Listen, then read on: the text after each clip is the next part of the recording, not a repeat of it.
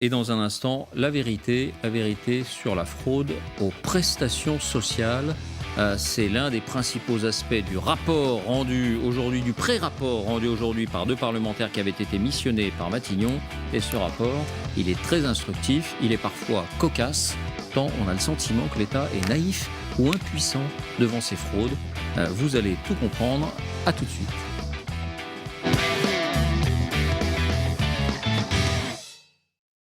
Votre... Il nous paraît absolument essentiel aujourd'hui de retrouver en France une culture de la lutte contre les fraudes sociales et ne pas uniquement s'attacher à la lutte contre les fraudes fiscales. La lutte contre les fraudes sociales est un enjeu évidemment de société. Merci de nous retrouver. La vérité, ou en tout cas une partie de la vérité, éclate donc au grand jour sur la fraude et en particulier, dont nous allons parler ce soir, la fraude aux prestations sociales. Après des mois d'enquête, deux parlementaires, une sénatrice et une députée qu'on vient d'entendre, ont rendu tout à l'heure une première synthèse de leur rapport sur ce sujet hautement inflammable. Alors faut-il réagir énergiquement comme elle le préconise? L'État est-il naïf ou impuissant, voire complaisant? On en parle avec toujours autour de la table André Berkoff, avec Thomas Legrand, avec Franck Louvrier et avec Rokhaya Diallo et avec l'une des deux auteurs de ce rapport, la sénatrice UDI de l'Orne et membre du groupe Union des démocrates et indépendants, Nathalie Goulet. Bonsoir Nathalie Goulet. Bonsoir. Madame la sénatrice, soyez la bienvenue. D'abord, on va examiner les principales conclusions de votre rapport et davantage aussi, parce que vous n'avez pas souhaité chiffrer précisément cette fraude. Vous dites savoir davantage avant cela. Alors on a recensé quand même les précédents pour se faire une idée. Et on va démêler le vrai du faux. On va démêler le vrai du faux sur tous ces sujets à l'aide de votre rapport et d'autres documents aussi. Voici les indispensables avec Baptiste Morin. Bonsoir Baptiste. Bonsoir David, bonsoir à tous. Donc plusieurs affirmations qu'on entend souvent sur ces fraudes. La première d'entre elles, la fraude sociale, ce sont des milliards d'euros en France aujourd'hui. C'est vrai ou c'est faux? Eh bien, c'est vrai. Alors d'abord, on prend l'année 2017 et ce que l'État a récupéré. On n'est pas encore en milliards, on est à 587 millions et dedans, il y a les allocations familiales, l'aide au logement, le RSA, 295 millions d'euros récupérés par l'État sur des fraudes. Les fraudes à l'assurance maladie, 270 millions d'euros récupérés. Et puis les fraudes aux prestations vieillesse, quelques 13 millions d'euros récupérés. Mais ce n'est... Ça, c'est les prestations sociales. Les prestations sociales, et ce n'est que ce que l'État a récupéré. Parce que les estimations du montant total de la fraude sociale, elles sont multiples. Nous, on a pris celle de la Cour des comptes, entre 20 et 25 milliards d'euros. Or, 70% de cette fraude sociale, c'est la fraude aux cotisations sociales. Pour le dire vite, il s'agit du travail dissimulé, du travail illégal. La fraude aux prestations sociales représenterait donc entre 6 et 7,5 milliards d'euros. On attend le rapport, évidemment, pour en savoir un peu plus. Concernant les fraudes aux prestations sociales, un exemple concernant celle à l'assurance maladie. 80% du montant de ces fraudes, c'est le fait de professionnels de santé. Alors, il y a des exemples qui ont été donnés durant la conférence au Sénat qui sont assez bluffants. Un médecin de la région de Reims qui fait payer, par exemple, son trajet en ski dans la région rémoise, c'est fort. Ou un autre qui se déplace dans un EHPAD, qui effectue 40 consultations. Mais au lieu de facturer seulement les 40 consultations, il facture aussi 40 déplacements, comme s'il avait fallu se déplacer à chaque fois dans l'EHPAD pour effectuer la consultation. À chaque fois. Exactement. Beaucoup de rires sur le plateau, enfin, beaucoup de sourires, y compris vous-même, Nathalie Goulet. Vous avez été effarée en découvrant ça, j'imagine. C'est-à-dire que la réalité dépasse un peu la fiction, parce que ça fait quand même un certain temps qu'on travaille sur ces sujets. Et il faut être quand même très prudent, et je crois que c'est le problème des évaluations qui a fait différent. Ouais. Qui a fait que mais sur ces exemples un peu étonnants, bon. Oui, on s'ennuie au cinéma. Alors, deuxième affirmation. Dans ce rapport, les deux parlementaires ont établi qu'il y avait près de 2 fois plus de cartes vitales en circulation que de résidents français. Ça aussi, c'est assez croquignolé. C'est vrai ou c'est faux? Alors, ça paraît ahurissant. Eh bien, c'est vrai, David. Le fichier des organismes. Alors, dans le jargon, on appelle ça le RNIPP, Répertoire national d'identification des personnes physiques. Là-dedans, des données curieuses. 110 millions de personnes sont enregistrées. 110 millions de personnes inscrites, donc 110 millions de personnes qui peuvent prétendre à des prestations sociales. Alors je vous rappelle que d'après le dernier recensement de l'INSEE, on est 67 millions de Français. Voilà, ça a une petite différence, presque 1 pour 2. Ça pose donc un léger problème de cohérence et ça nous montre aussi des failles assez étonnantes dans le système. Plus comique encore, enfin si on peut parler de comique, sur ces 110 millions de personnes, 11 000 sont enregistrées sans prénom. Elles n'ont pas de patronyme. C'est-à-dire qu'il y a des bénéficiaires... Sans nom. Sans nom, patronyme. Voilà, sans nom et sans prénom, 0 patronyme. Des gens presque anonymes dans le système, 11 000. Et il y a encore plus fort, le nombre de personnes, regardez, centenaires, 14,5 millions, dont on nous dit que 3,1 millions sont réputés vivants. Je vous rappelle là aussi le chiffre de l'INSEE. En France, il y a 21 000 centenaires, pas plus de 3 millions. Il y a donc un vrai problème de cohérence et aussi un problème de transmission des données. Non. Aussi un problème de transmission de données entre les différentes caisses. Des exemples comme cela, vous l'avez dit durant la conférence, il y en a plein d'autres. Un autre, les caisses ne recoupent pas par exemple les adresses des bénéficiaires. Donc vous pouvez être en couple aux yeux d'une certaine caisse, comme la CNAV, et vous pouvez être célibataire aux yeux d'une autre, et donc profiter de 2 allocations au lieu d'une. Sauf que le problème, c'est que ça s'appelle de la fraude. À Marseille, la caisse vieillesse a voulu envoyer un courrier à ses bénéficiaires pour savoir s'il y avait bien toujours quelqu'un au bout de ce courrier-là. 33 000 demandes sont revenues automatiquement. Le motif, plus personne de ce nom n'habite à cette adresse. Et puis il y a aussi le problème des cartes vitales qui n'ont pas de limite de durée de vie. Vous savez que sur nos cartes d'identité, nos passeports, il y a une date d'expiration. Il n'y en a pas sur la carte vitale. Écoutez à ce sujet-là, la députée Carole Grandjean, co-signataire du rapport parlementaire et qui nous parle d'une des préconisations en la matière. Vous avez aujourd'hui des gens dont la carte vitale est toujours active, qui peuvent être décédés, qui peuvent avoir quitté le territoire. Notre préconisation est de donner une durée de vie à la carte vitale et de prévoir des conditions pour son renouvellement. Alors pris tous ensemble, ça peut faire sourire, mais ça montre aussi surtout le terreau qu'il y a pour faire de la fraude aux prestations sociales. D'un mot, parce qu'on va continuer l'exposé, ça vous a fait sourire ou ça vous a consterné? On a été un peu atterrés, je dois vous dire. Alors, troisième affirmation, la fraude sociale est majoritairement le fait de personnes physiques, c'est-à-dire vous et moi, enfin surtout vous, Baptiste. Mais...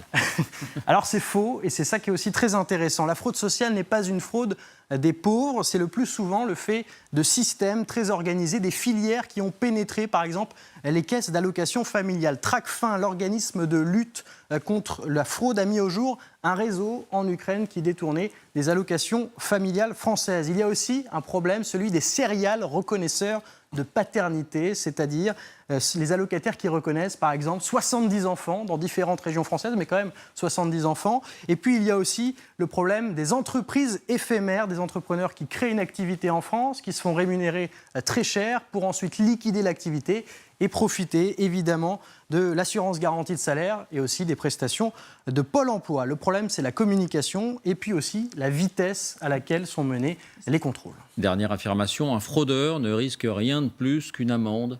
C'est vrai ou c'est faux? Alors c'est faux si on regarde la loi, parce que la loi est faite évidemment pour sanctionner la fraude aux cotisations d'abord, c'est-à-dire le travail illégal, il est passible de 3 ans de prison, 45 000 € d'amende. Et ensuite, les fraudes aux prestations sociales, alors il y a différentes sanctions. Une fausse déclaration, c'est 5 000 € d'amende seulement, mais s'il s'agit d'utilisation de faux documents, 45 000 € d'amende. Et là, on parle de 3 ans de prison. Et puis dans le cas de l'usage d'un faux nom et de l'emploi de manœuvres frauduleuses, quand il s'agit d'une escroquerie avérée, là, on passe tout de suite à 375 000 € d'amende, 5 ans de prison. Le problème, c'est que dans les faits, là on parle de théorie, mais dans la pratique, les contrôles ne sont pas assez nombreux, le suivi aussi n'est pas à la hauteur, et puis les régions et les départements ne communiquent pas forcément entre eux. Il y a aussi un autre problème qui est ciblé dans ce rapport, c'est le principe du déclaratif, c'est-à-dire qu'on donne notre situation en la déclarant et on se fonde sur la bonne foi finalement du déclarant, sauf qu'il est difficile de faire la différence entre bonne foi et puis fraude. Voilà pourquoi l'une des préconisations aussi, c'est peut-être de mettre fin à ce système déclaratif. Merci Baptiste. Voilà, ce rapport, le voici. Vous pouvez bien sûr le consulter sur le site internet de l'Assemblée ou du Sénat. Ça brille un peu, mais le voilà, ce rapport. Quelques questions précises, Nathalie Goulet, par rapport à ce qu'on vient d'entendre. La personne qui revendique la paternité de 70 enfants, ça veut dire qu'elle touche 70 fois les allocations familiales ? Voilà, que l'enfant devient évidemment bénéficiaire des prestations françaises, que sa mère aussi évidemment, et que la personne qui l'a reconnu prend au passage une partie des dites prestations. C'est un trafic.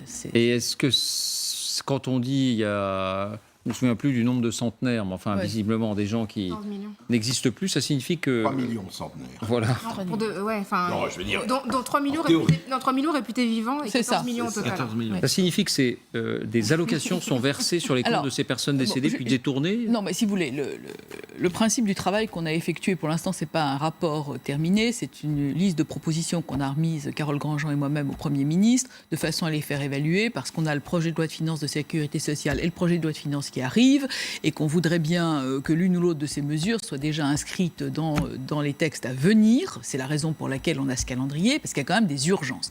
Mais les urgences ne sont pas forcément législatives. Elles sont aussi d'organisation. Alors le problème des centenaires, et c'est pour ça qu'on n'a pas donné de chiffres aujourd'hui, parce qu'il y a eu des chiffres très fantaisistes, avec des interprétations plus ou moins nauséabondes de l'année dernière, etc. Donc là, on veut être extrêmement prudent et extrêmement précis. C'est pour ça qu'on a des auditions qui sont sténotypées, enregistrées, etc. Il n'y aura pas de contestation là-dessus.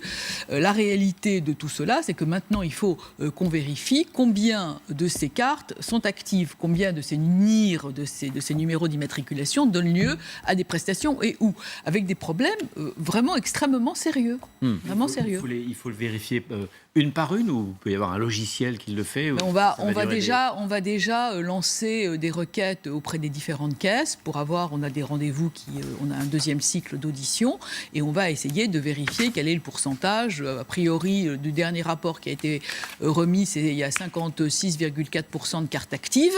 Donc il va falloir qu'on réajuste un peu tout ça et qu'on regarde de quoi il s'agit. Et puis il va falloir faire un peu plus de contrôle.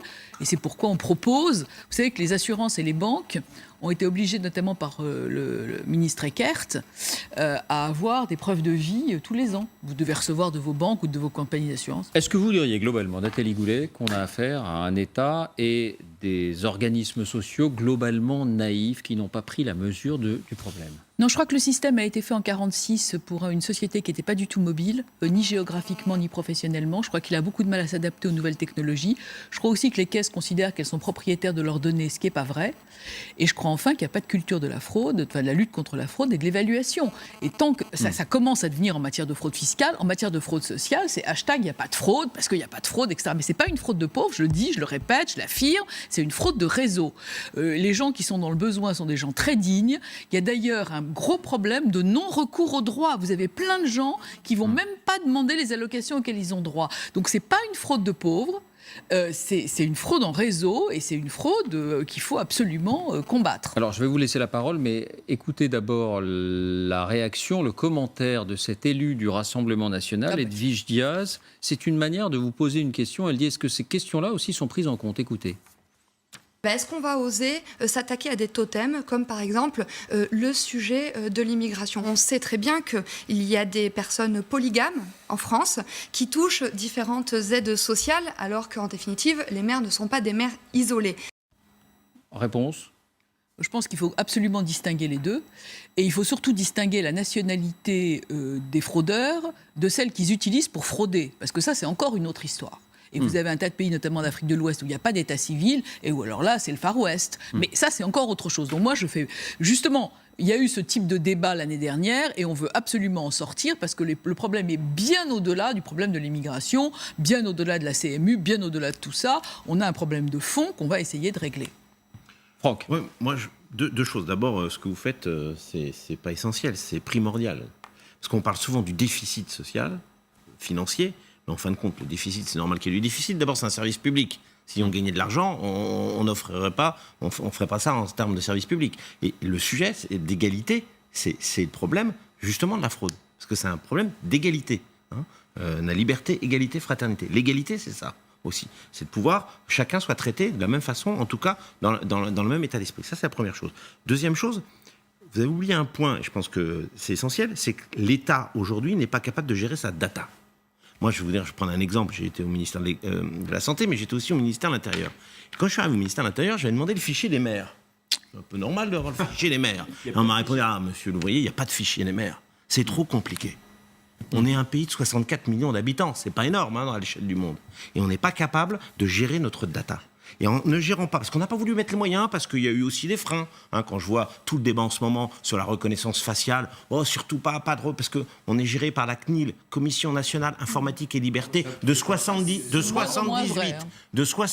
Vous imaginez en 78, même cet objet-là, il n'existait pas. Donc on est dans un système où on a bloqué, on a des blocages partout, et on ne sait pas gérer notre data. Et en ne gérant pas notre data, voilà les résultats, c'est qu'on se retrouve avec 14 millions de centenaires. Je vous en supplie, donnez-moi une seconde. On a demandé à la direction de la Sécurité sociale et au ministère de la Santé de nous donner une note en consolidé de la liste des prestations, des montants et des conditions d'octroi. Vous savez que cette liste consolidée n'existe pas. La directrice de la Sécurité sociale m'a envoyé les liens Amélie par caisse. C'est-à-dire que vous n'avez pas un document, vous n'appuyez pas sur un bouton avec la liste de toutes les prestations, et Dieu sait qu'il y en a, parce que quand même l'État pourvoit, avec les conditions de ressources, les conditions d'octroi et le montant. Vous ne pouvez pas appuyer sur un bouton dans ce pays pour avoir une liste consolidée. Ne me dites pas qu'il y avait la data. C'est encore plus vrai aujourd'hui sur des choses élémentaires. Comment voulez-vous que ce soit 450 milliards de prestations sociales distribuées chaque année, c'est vous qui donnez ce chiffre. Non, je suis la Cour des comptes. Oui, c'est là où en vous prenez le chiffre de la Cour des comptes. André, vous vouliez réagir? Non, je suis toujours étonné, vous allez me dire que c'est une antienne. C'est amusant quand on découvre l'eau chaude, quoi. C'est-à-dire que c'est bien que vous fassiez des rapports, mais ça, on le savait depuis des années. On le savait, même si on n'avait pas les chiffres. Attendez, les fraudes. Moi, je vais vous dire, j'ai un gynécologue à Paris. C'est le détail qui est intéressant. Non, mais je sais, j'ai un ami gynécologue à Paris, un gynécologue accoucheur. Eh bien, il a couché 3 fois en année de la même femme avec la même carte vitale.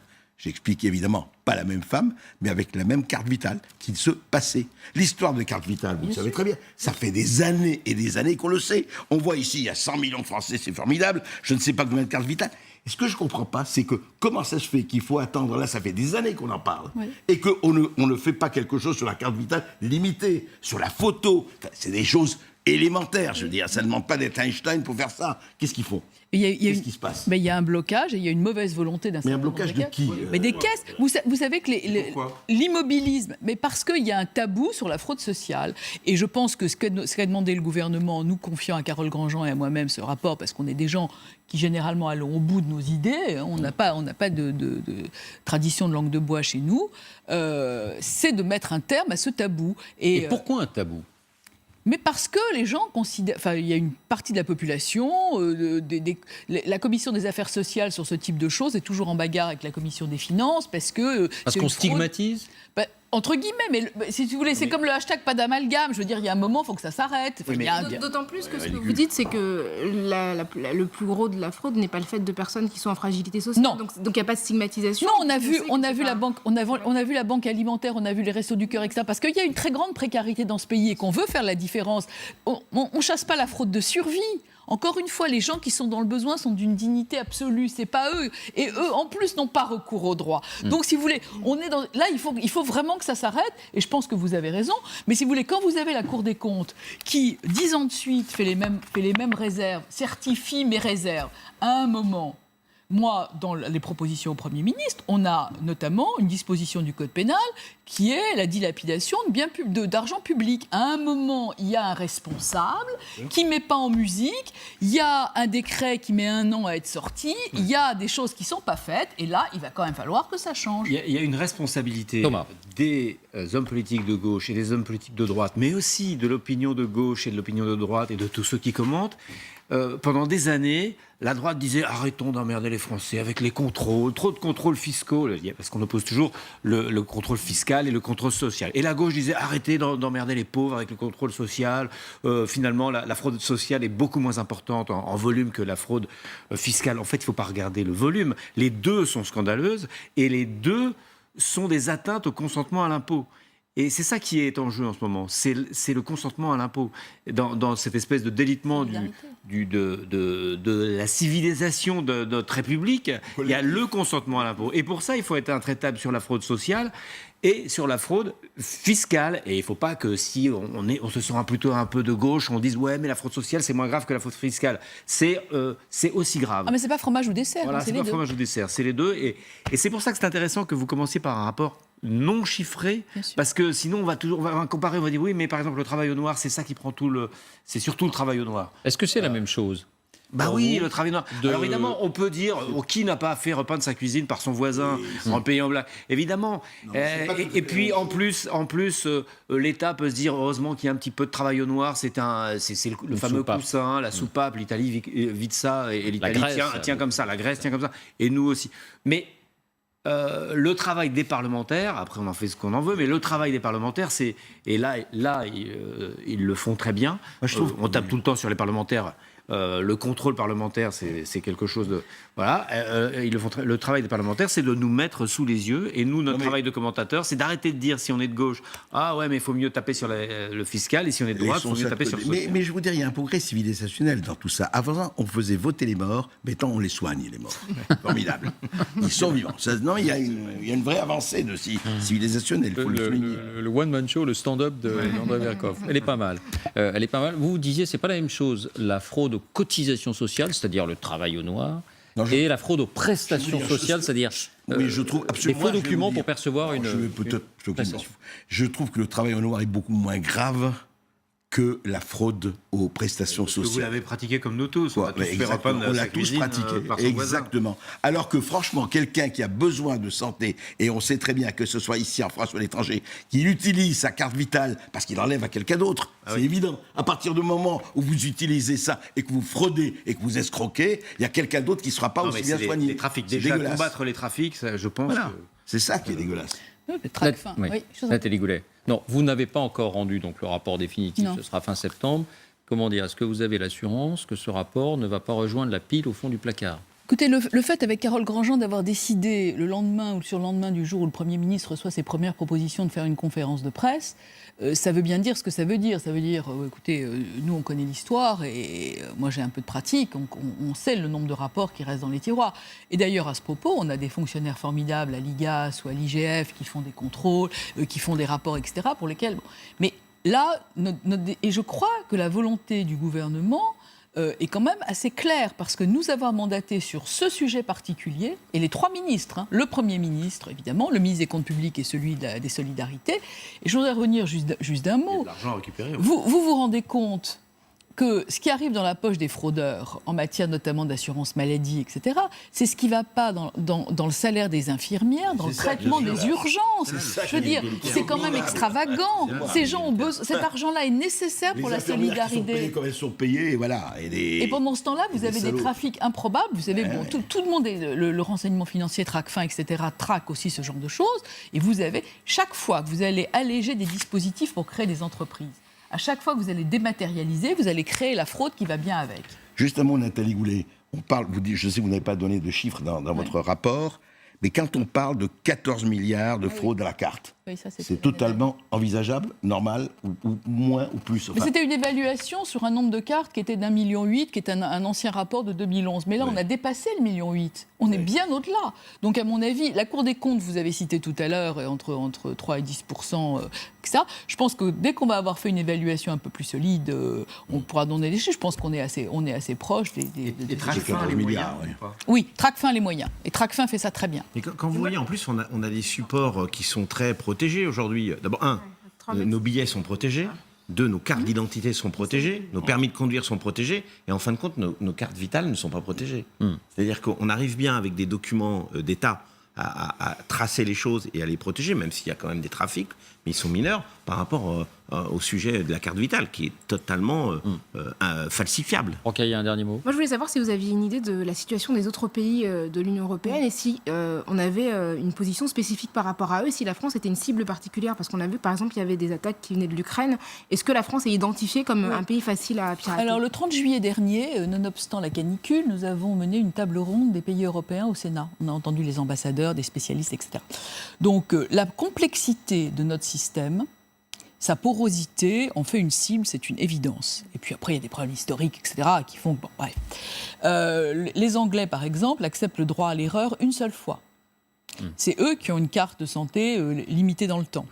Pour en revenir à la carte vitale et peut-être clôturer là-dessus, je pense que la dématérialisation de la carte qu'on pourra désactiver simplement parce qu'il faut aussi penser à la protection des pharmaciens. Parce que quand vous avez un pharmacien qui, par hasard, regarde la photo ou refuse un document, parce que quand vous n'avez pas votre carte, vous pouvez utiliser un certificat papier qui est quand même très très facile à... Et si vous refusez, le pharmacien est en danger dans ces cas-là. Et donc, si vous voulez, tout le système est à repenser de façon à pouvoir désactiver ces cartes. Et donc, peut-être que la carte électronique est une solution pour arrêter ces trafics de cartes vitales. Merci Nathalie Goulette d'être venue nous détailler le contenu de ce pré-rapport, très instructif effectivement, sur le montant et les modalités de la fraude sociale en France. Merci. Dans quelques instants, on va évoquer l'écho incroyable qu'ont